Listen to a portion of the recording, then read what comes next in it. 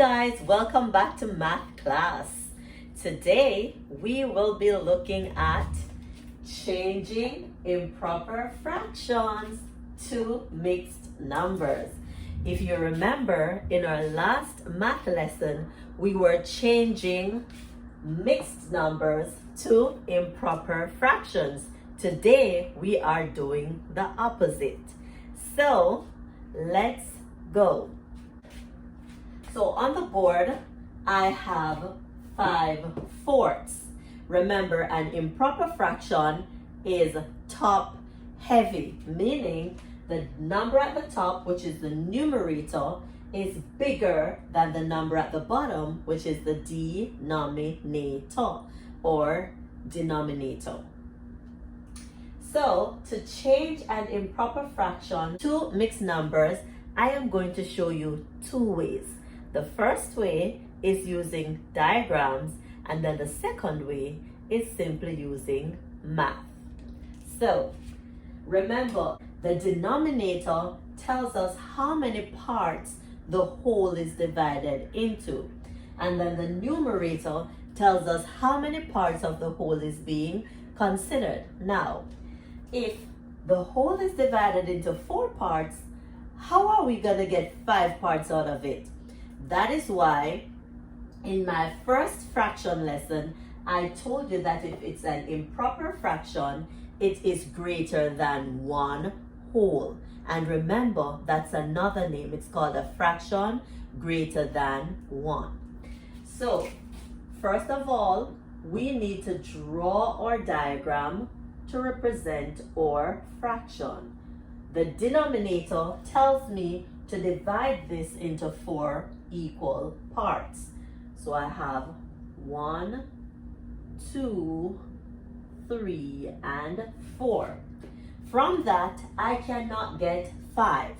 So it simply means I need to draw another whole. So here we go.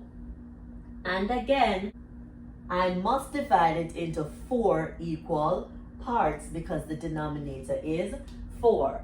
So 1, 2, 3, and 4. Now I can take out my 5 parts, which is the numerator. So 1, 2, 3, 4. That's 1 whole. And this will make 5. So 1, 2, 3, 4, 5 parts. Now, out of my 2 diagrams, I have taken out the 5 parts, which is my numerator. From that 5 parts, I realize I have 1 whole. How much is left? 1/4. So this 1, 2, 3, 4 tells me my denominator is still 4 and only 1 part is being considered. So it is 1 out of 4, which is 1/4. So if I change 5/4 to a mixed number, my answer is 1 and 1/4. So it is 1 and 1/4. Let's look at another one. This time I'm looking at 6/5.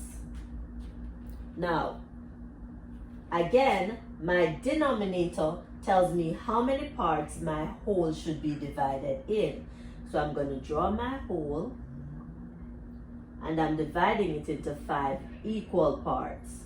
2, 3, 4, and 1, 2, 3, 4, 5 equal parts. However, I realize I still don't have 6 parts. So I need to draw another whole so I can get my 6 parts. Because remember, I need to shade 6 parts.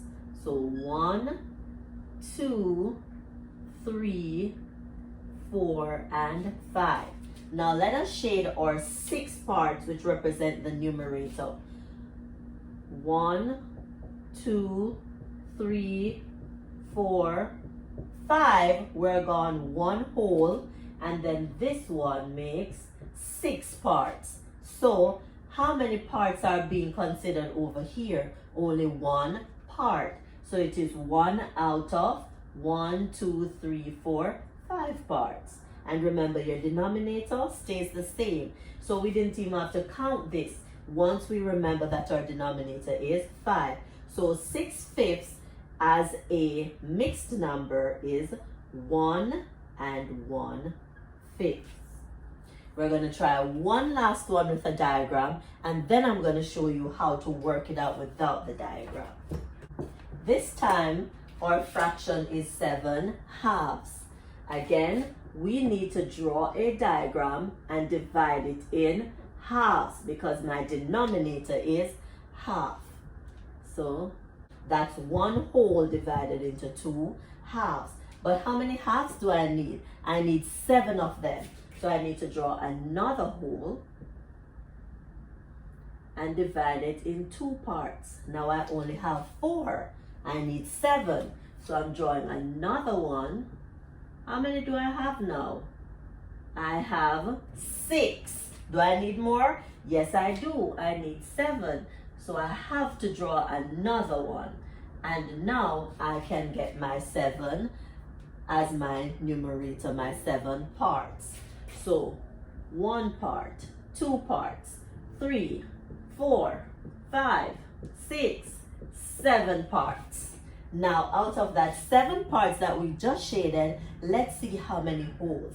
This is 1 whole, this is 2 wholes, this is 3, and then we have what left? 1 half.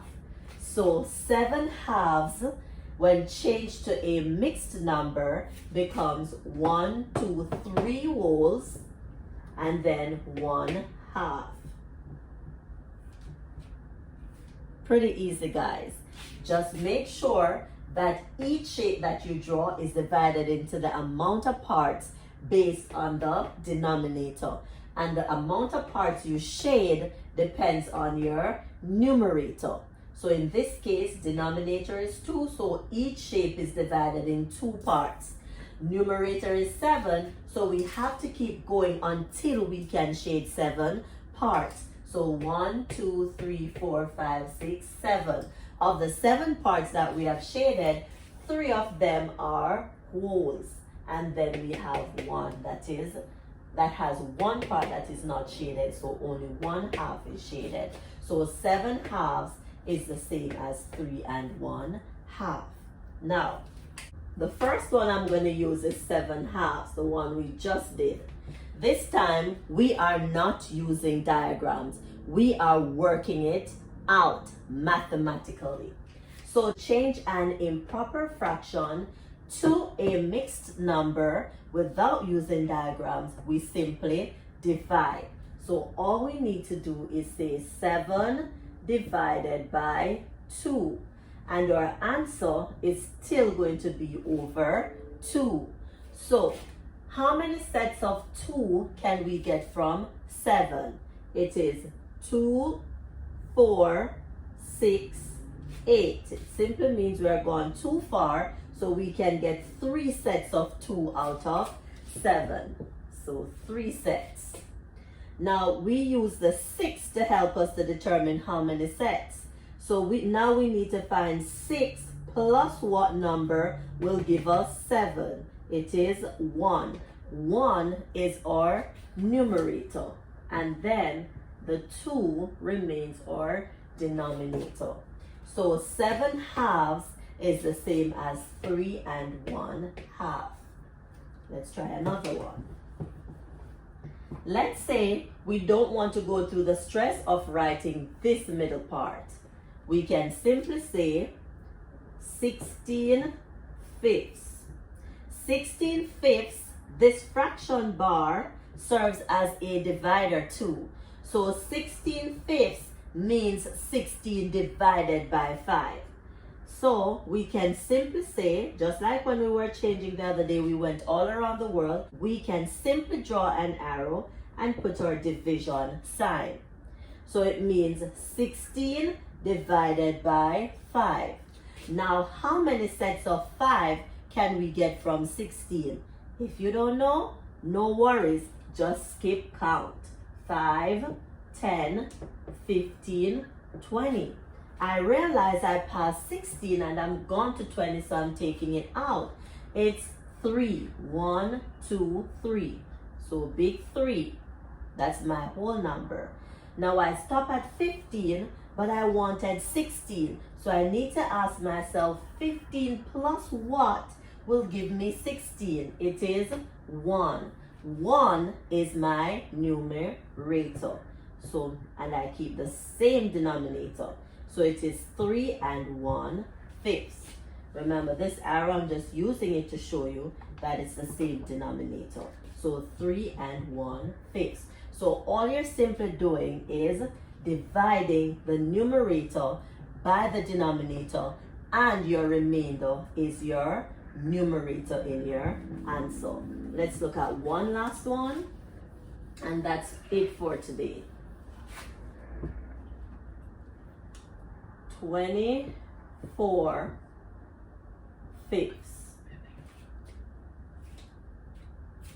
Again, we're dividing the numerator by the denominator. So how many sets of 5 can we get from 24? Skip count.